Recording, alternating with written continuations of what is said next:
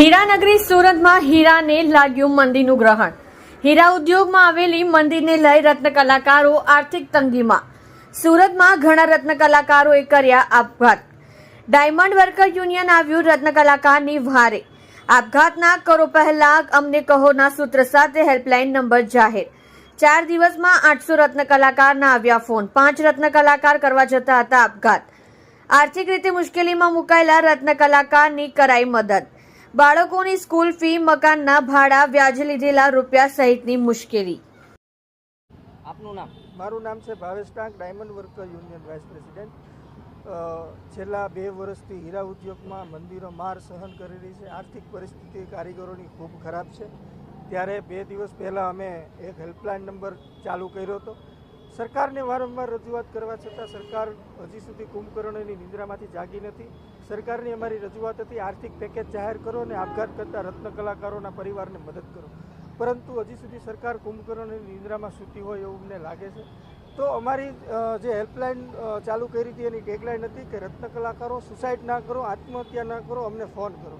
તો આ અંતર્ગત 2 દિવસમાં જ 800થી વધારે કોલ અમને આવી ચૂક્યા છે અને 700 કોલ એવા છે કે એમની પાસે કામ નથી, રોજગારી નથી અને રોજગારીનો અભાવ છે. અને બીજા કોલ એવા છે કે એ લોકોને ભાડા ભરવાની તકલીફ પડે છે, બાળકોની શિક્ષણ ફી ભરવાની તકલીફ પડે છે, મકાન માલિકની માનસિક ટોર્ચર છે, બેંકના હપ્તા ભરી ગયા છે. 5 કોલ એવા હતા જે આખરી ઉમ્મીદ એને મૂકી દીધી હતી અને છેલ્લા સ્ટેજ સુધી વયા ગયા હતા. એ 5 લોકોને અમે ઓફિસે બોલાવી અમારાથી જે પ્રયાસો થતા હતા એ પ્રયાસો કરી અમે મદદ કરી છે. તો તમારા માધ્યમથી આ ઇન્ડસ્ટ્રીયાલિસ્ટોને કહેવા માગું છું કે રત્ન કલાકારો સુસાઇડ ના કરો, અમને કોલ કરો, અમે તમારી મદદ કરીશું, જેથી કરી આપણે સુરતને ફરીથી ઝગમગતું કરી અને આવનારા દિવસોની અંદર ફરી આપણે ઇન્ડસ્ટ્રીઝમાં સુખ શાંતિ અને સમૃદ્ધિ જળવાઈ રહે.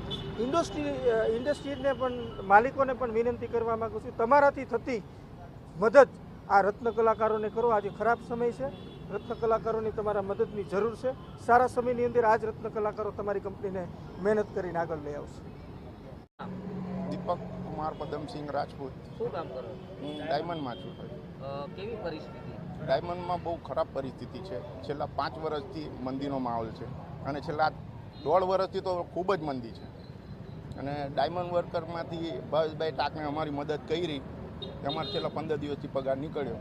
બાકી શેઠિયા લોકોએ અમને લબડાવતા છે અને છેલ્લે અમારા બૈરી છોકરા ભણતર, સ્કૂલ, કોલેજ એ બધું જોવું પડે, સંબંધી જોવા પડે.